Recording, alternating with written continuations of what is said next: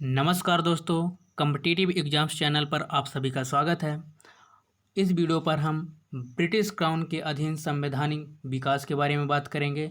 इससे पहले मैं बता देना चाहता हूं कि ऐतिहासिक पृष्ठभूमि पर भारत का संवैधानिक विकास के ऊपर या भारत के संवैधानिक विकास के इतिहास को हम दो भागों में बांटे हैं। पहला, ईस्ट इंडिया कंपनी के शासन के अंतर्गत संवैधानिक विकास और दूसरा ब्रिटेन के सरकार के शासन के अंतर्गत संवैधानिक विकास। तो ईस्ट इंडिया कंपनी के शासन के अंतर्गत जो संवैधानिक विकास था 1773 से लेकर के 1858 तक, उसको हमने पहले ही दो वीडियो पर कवर कर चुका है। और जो बचा है शेष ब्रिटेन की सरकार के शासन के अंतर्गत संवैधानिक विकास, वो इस वीडियो पर चर्चा करेंगे। तो चलिए शुरुआत करते हैं।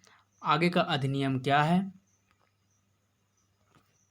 भारत सरकार अधिनियम 1858। भारत सरकार अधिनियम 1858 क्या है, इसके बारे में जान लेते हैं।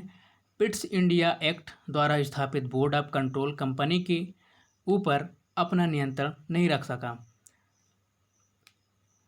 भारत में कंपनी एक गैर जिम्मेदार सरकार की तरह कार्य करती रही, जिसके कारण 1857 की क्रांति हुई। फलस्वरूप तत्कालीन ब्रिटिश प्रधानमंत्री लॉर्ड पाल्मेस्टन ने 12 फरवरी 1858 ईस्वी को भारत में अच्छे शासन और दोहरे शासन के दोषों को दूर करने के लिए एक विधेयक संसद में प्रस्तुत किया और अप्रैल 1858 में संसद ने दूसरा विधेयक भारत सरकार अधिनियम 1858 act for the better government of India अर्थात भारत के शासन को अच्छा बनाने वाला अधिनियम के नाम से पारित किया।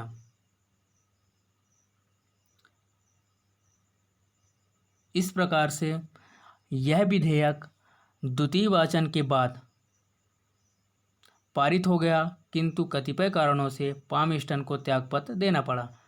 1 नवंबर 1858 को विक्टोरिया ने भारत के संबंध में एक महत्वपूर्ण नीतिगत घोषणा किया था, जिसे भारत के शिक्षित वर्ग द्वारा अपने अधिकारों को मैग्ना कार्टा कहा था।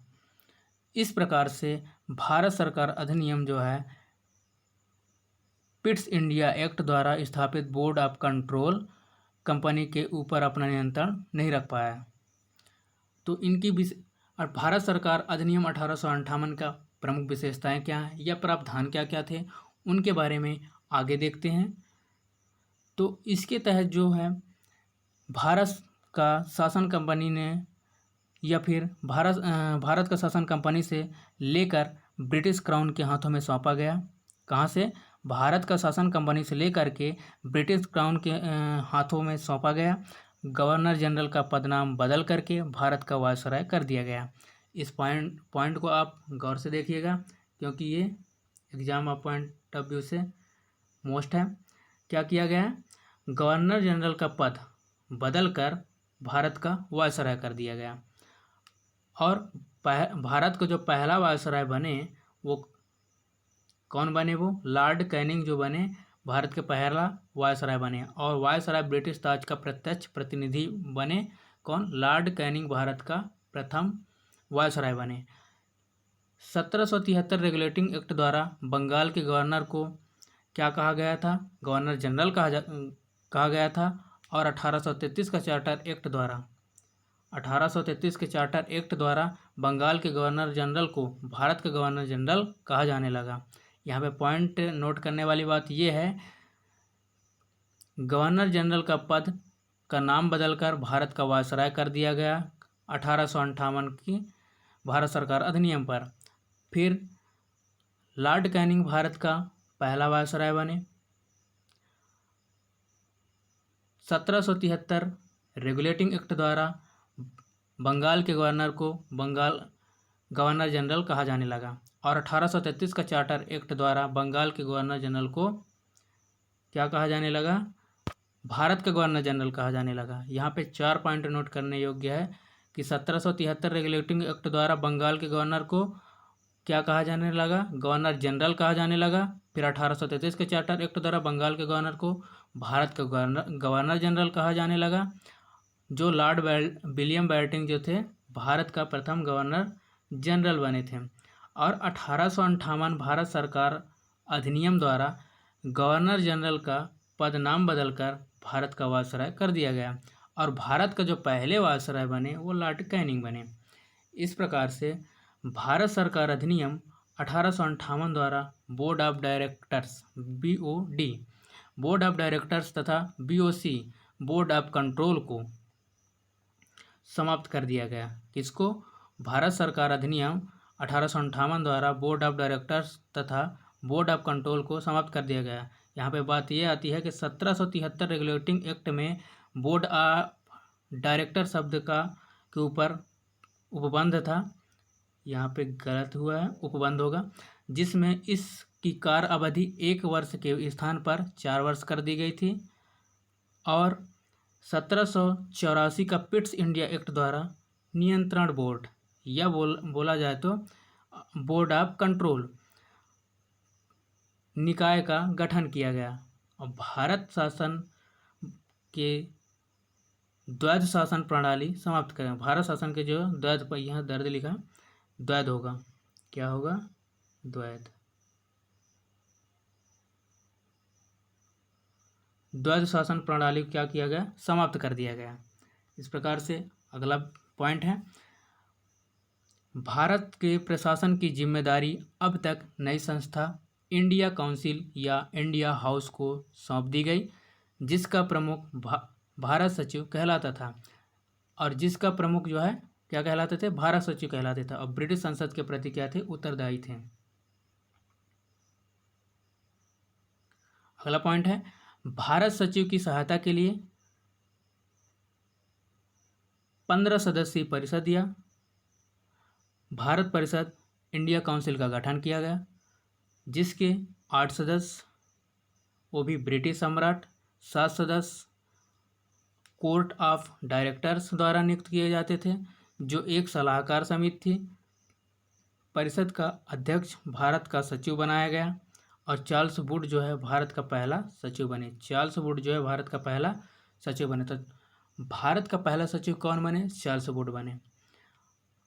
और 1858 भारत सरकार अधिनियम द्वारा भारत में मंत्री पद की व्यवस्था की गई। इस प्रकार अगला पॉइंट है, इस कानून के तहत भारत सरकार या भारत सचिव की परिषद का गठन किया गया, जो एक निगमित निकाय थी, जिसे भारत और इंग्लैंड से मुकदमा करने का अधिकार था। इस पर भी मुकदमा किया जा सकता था। भारत सरकार अधिनियम 1858 का और भी विशेषता है, जैसे 1858 के कानून का प्रमुख उद्देश्य प्रशासनिक मशीनरी में सुधार था, जिसके माध्यम से इंग्लैंड में भारतीय सरकार का अधीक्षण और उसका नियंत्रण हो सकता था। इसने भारत में प्रचलित शासन प्रणाली में कोई विशेष परिवर्तन नहीं किया। अगला है भारत परिषद अधिनियम 1861। भारत परिषद अधिनियम 1861 क्या है उसके बारे में देख लेते हैं। तो 1861 का वह कानून भारत के संवैधानिक विकास में एक महत्वपूर्ण कदम था। इस कानून से अंग्रेज़ों की वह नीति आरंभ हुई जिसे सहयोग की नीति या पॉलिसी ऑफ एसोसिएशन या उदार निरंकुशता के नाम दिया गया, क्योंकि इसके द्वारा सर्वप्रथम भारतीयों को शासन में सम्मिलित करने का प्रयत्न किया गया था। तो 1858 ईस्वी के कानून द्वारा भारत के शासन में चूँकि कोई परिवर्तन नहीं हुआ, 1858 का भारत शासन अधिनियम था उसमें कोई परिवर्तन नहीं हुआ, तो 3 वर्ष पश्चात 1861 के अधिनियम से उन कमियों को दूर करने के लिए प्रयास किया गया। तो भारत परिषद अधिनियम 1861 को अधिनियमित किया गया। इस प्रकार से भारत परिषद अधिनियम 1861 के जो प्रावधान हैं वो इस प्रकार से हैं। पहला है, इस अधिनियम के अंतर्गत लॉर्ड कैनिंग ने पहली बार में विभागीय प्रणाली यानी पोर्टफोलियो सिस्टम की शुरुआत की। काय की शुरुआत की? पोर्टफोलियो सिस्टम की शुरुआत की। इसमें भिन्न भिन्न सदस्यों को अलग अलग विभाग सौंपकर एक प्रकार से मंत्रिमंडल व्यवस्था की गई, की नींव डाली गई और 1862 में लॉर्ड कैनिंग ने तीन भारतीयों को बनारस के राजा और पटियाला के महाराजा और सर दिनकर राव को विधान परिषद में मनोनीत किया। अगला है, इस अधिनियम यानी 1861 के अधिनियम ने मद्रास बम्बई प्रेसिडेंसियों को विधायी शक्तियां पुनः देकर विकेंद्रीकरण की प्रक्रिया की शुरुआत की।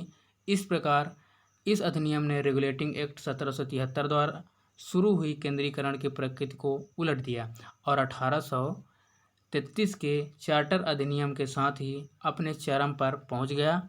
इस विधायी विकास की नीति के कारण 1937 तक प्रांतों को संपूर्ण आंतरिक स्वायत्तता हासिल की गई।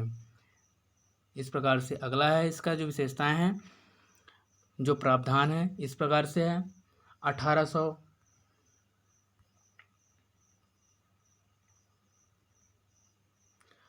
1861 के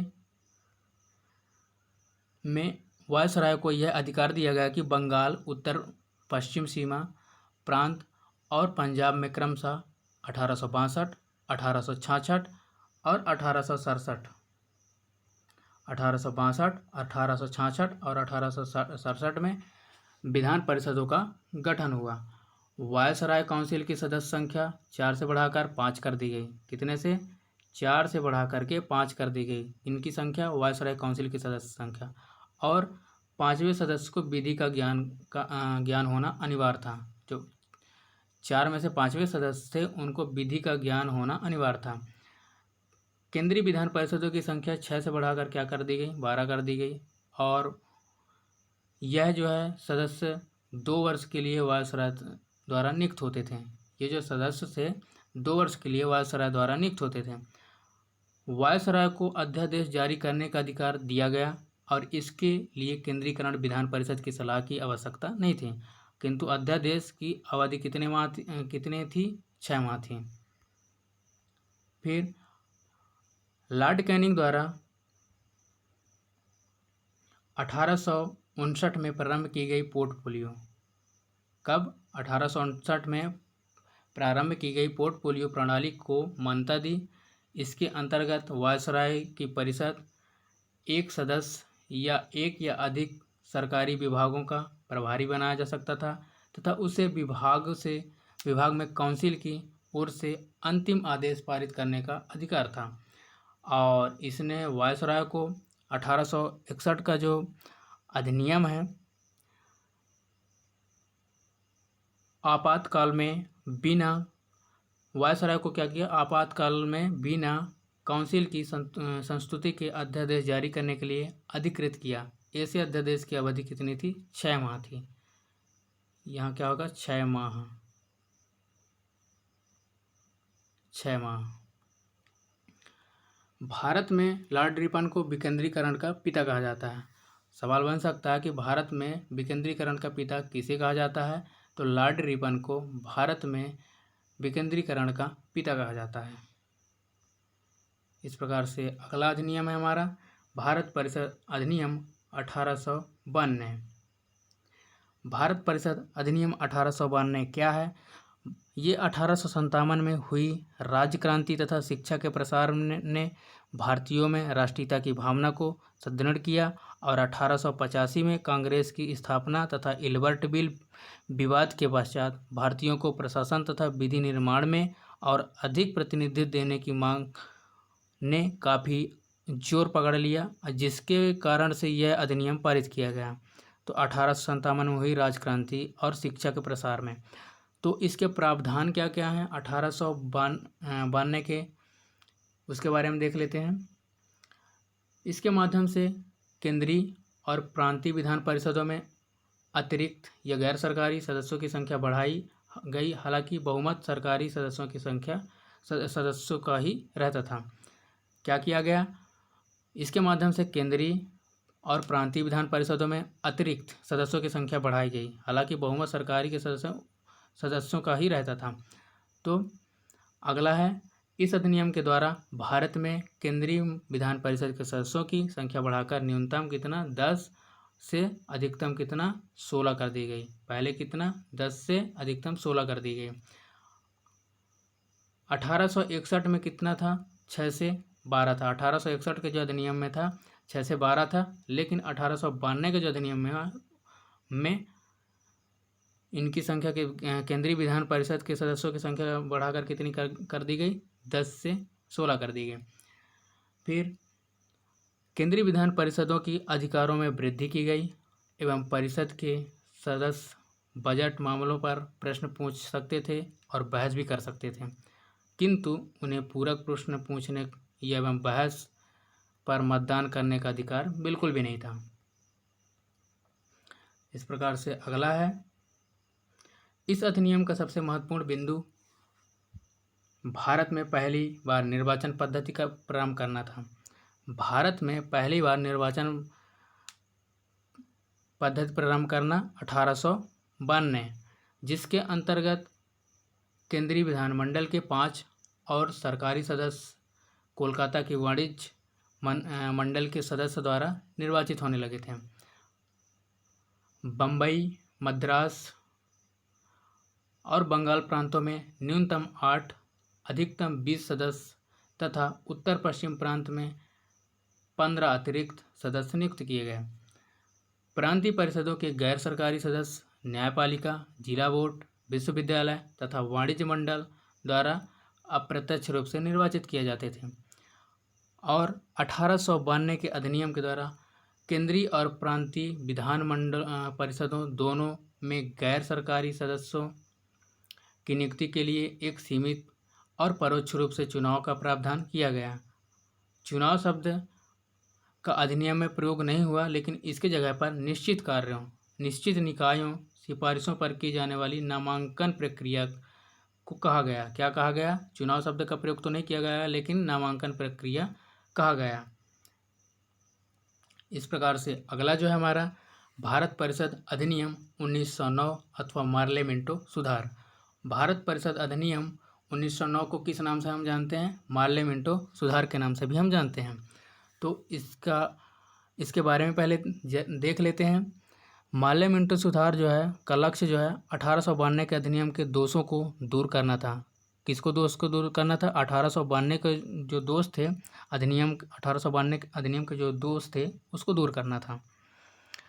तो भारत में बढ़ते हुए क्रांतिकारी राष्ट्रवाद का सामना करना था। सरकार की मंशा थी कि सांप्रदायिकता को भड़काकर क्रांतिकारी राष्ट्रवाद का दमन कर दिया जाए और इस अधिनियम को तत्कालीन भारत सचिव लॉर्ड मार्ले ये तथा वायसराय मिंटो, भारत सचिव मार्ले तथा वायसराय मिंटो के नाम पर मार्ले मिंटो सुधार अधिनियम भी बनाया गया और सर अरुंडेल समिति की रिपोर्ट के आधार पर, किनकी समिति की रिपोर्ट के आधार पर? सर अरुंडेल समिति की रिपोर्ट के आधार पर इसे फरवरी 1909 में पारित किया गया। तो मार्ले मिंटो कैसे पड़ा? भारत सचिव लॉर्ड मार्ले थे और वायसराय मिंटो थे, इसलिए मार्ले मिंटो सुधार के अधिनियम के नाम से भी जाना जाता है। किसको? भारत परिषद अधिनियम 1909 को। इस प्रकार से इसका प्रावधान जो है,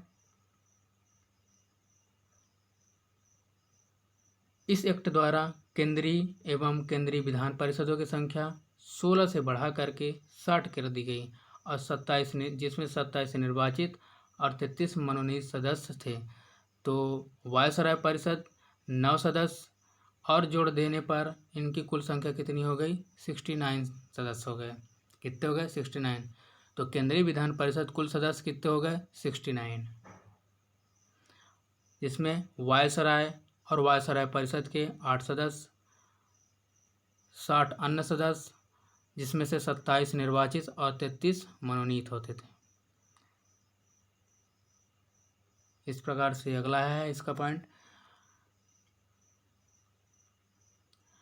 भारतीयों को भारत सचिव गवर्नर जनरल की कार्यकारिणी परिषद नियुक्त की गई। इस अधिनियम के अंतर्गत पहली बार किसी भारतीय को वायसराय या गवर्नर का कार्य परिषद तथा एसोसिएशन बनाने का प्रावधान किया गया। सत्येंद्र प्रसाद सिन्हा वायसराय की कार्यपालिका परिषद के प्रथम भारतीय सदस्य बने, उन्हें विधि सदस्य बनाया गया। तो भारत परिषद अधिनियम 1909 में पहली बार किसी भारतीय को वायसराय और गवर्नर की कार्य परिषद के साथ एसोसिएशन बनाने का प्रावधान किया गया। वो व्यक्ति कौन थे? सत्येंद्र प्रसाद सिन्हा वायसराय की कार्यपालिका परिषद के प्रथम भारतीय सदस्य बने थे और उन्हें विधि सदस्य बनाया गया था।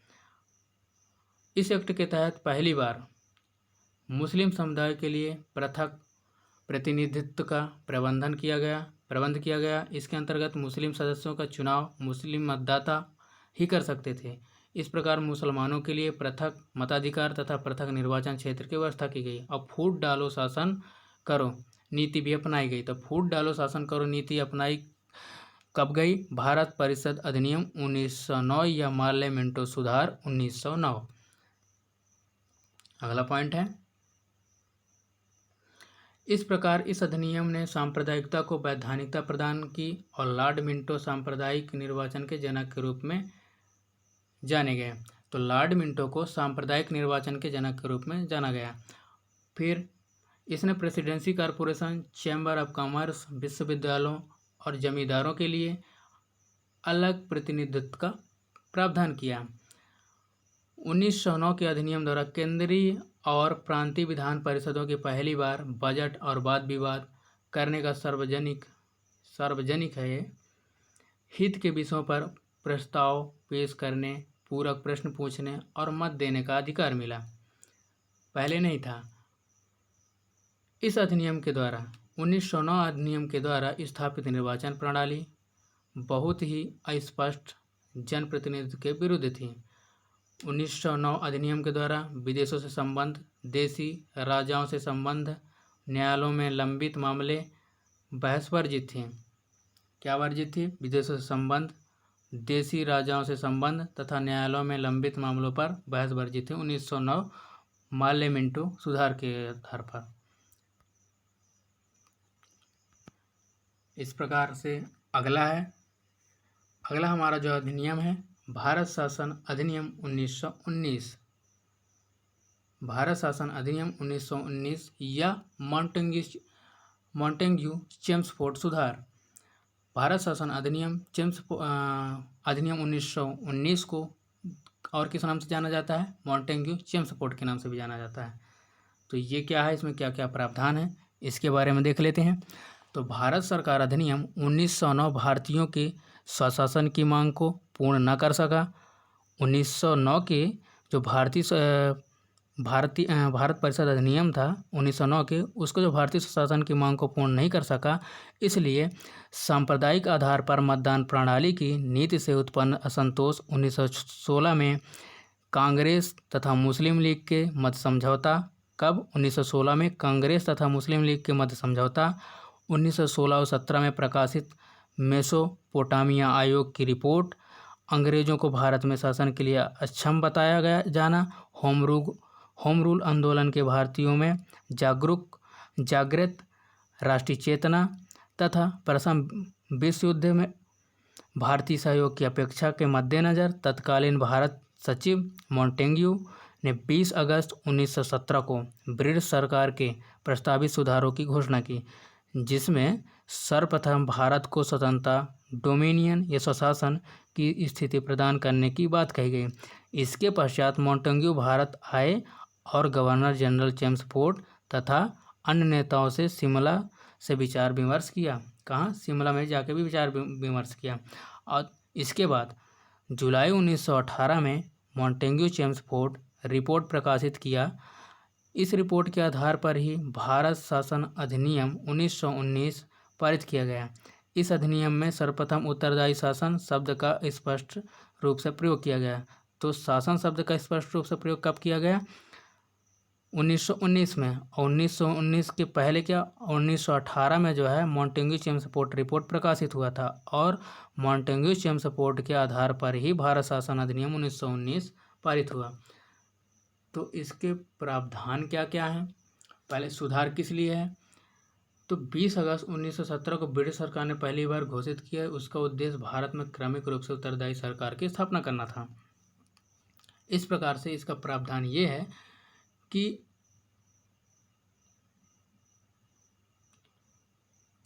भारत सरकार अधिनियम 1919 के द्वारा केंद्र में द्विसदनात्मक विधायिका की स्थापना की गई, जिसका उच्च सदन क्या है, राज्य परिषद, तथा निम्न सदन विधान कहलाता था। उच्च सदन राज्य परिषद और निम्न सदन विधान परिषद कहलाता था।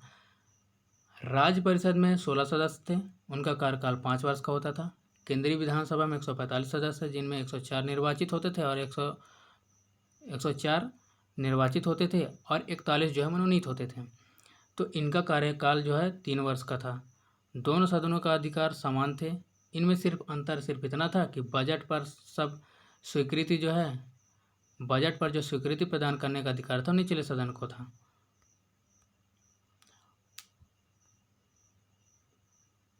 भारत परिषद के सदस्यों की संख्या 8 से बढ़ाकर कितनी की गई, 12 कर दी गई। और भारत सचिव की सहायता के लिए अलग से उच्चायुक्त या हाई कमिश्नर का पद जो है बनाया गया, जिसका वेतन भारतीयों को ही जो दिया जाता था, भारतीय कोष से दिया जाता था। ये यहाँ पे गलती हुई है, ये भारतीय कोष होगा, भारतीय कोष से ही दिया जाता था। साथ ही सचिव का वेतन ब्रिटिश से दिया जाने लगा। इसके बाद जो है प्रांतीय विषयों को पुनः 2 भागों में विभाजित किया गया। कौन सा, हस्तांतरित और आरक्षित। कौन कौन से, हस्तांतरित और आरक्षित। और हस्तांतरित विषय पर गवर्नर का शासन होता था और इस कार्य पर जो है उन मंत्रियों की सहायता लेता था जो विधान परिषद के प्रति उत्तरदायी थे।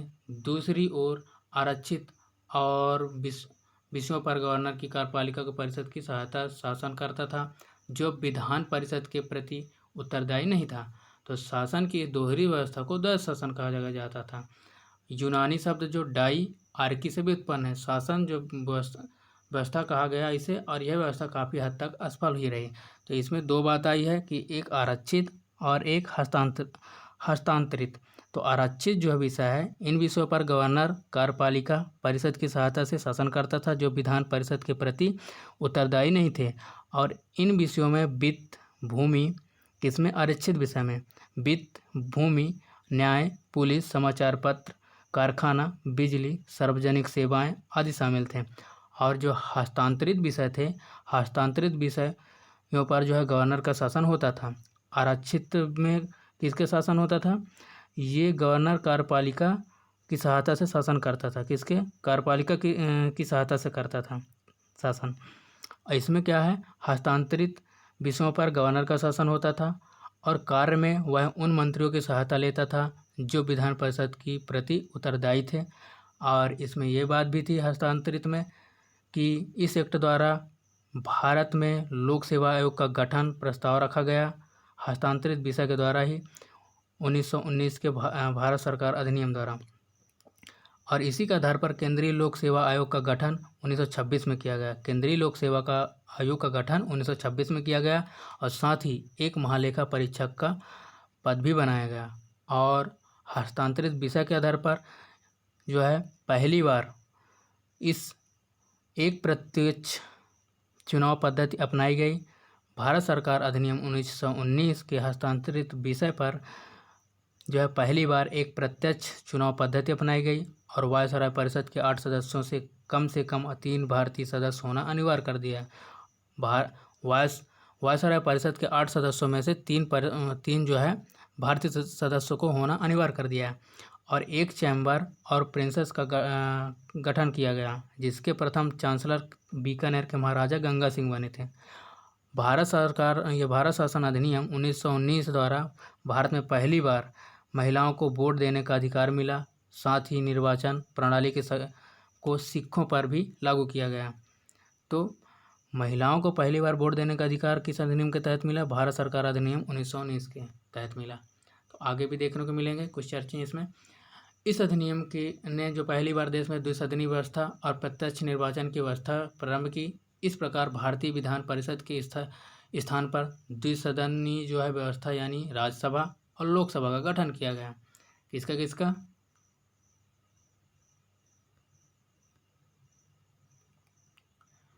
द्विसदनीय व्यवस्था, राज्यसभा और लोकसभा का गठन किया गया।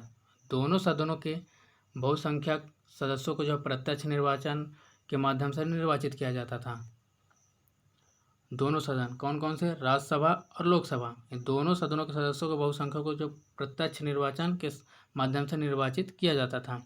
और इसके अनुसार जो है वायसराय की कार्यकारी परिषद 6 सदस्यों में से कमांडर इन चीफ को छोड़कर 3 सदस्यों को तीन सदस्य जो होते थे वो भारतीय होते थे। इस प्रकार जो है सांप्रदायिक आधार पर भारतीय सिखों, भारतीय ईसाइयों और आंग्ल भारतीय और यूरोपियों के लिए भी पृथक निर्वाचन के लिए सिद्धांत को विस्तारित कर दिया गया 1919 भारत सरकार अधिनियम में। और 1919 भारत सरकार अधिनियम में कानून ने संपत्ति कार्य शिक्षा के आधार पर सीमित संख्या में लोगों को मताधिकार प्रदान किया। और इसने जो है कानून ने लंदन में भारत के उच्चायुक्त के कार्यालय का सृजन किया। अब तक भारत का सचिव जो है सचिव द्वारा किए जा रहे कुछ कार्यों को उच्चायुक्त को स्थानांतरित कर दिया गया। इस प्रकार से अभी कुछ टाइम पहले ही बताया कि 1919 अधिनियम के द्वारा जो है लोक सेवा आयोग का गठन किया गया। 1926 में सिविल सेवकों की भर्ती के लिए केंद्रीय लोक सेवा आयोग का गठन भी किया गया। 1919 में लोक सेवा आयोग का गठन किया और केंद्रीय लोक सेवा आयोग का इसमें क्या किया 1926 में क्या भर्ती भी करने का प्रक्रिया शुरू किया।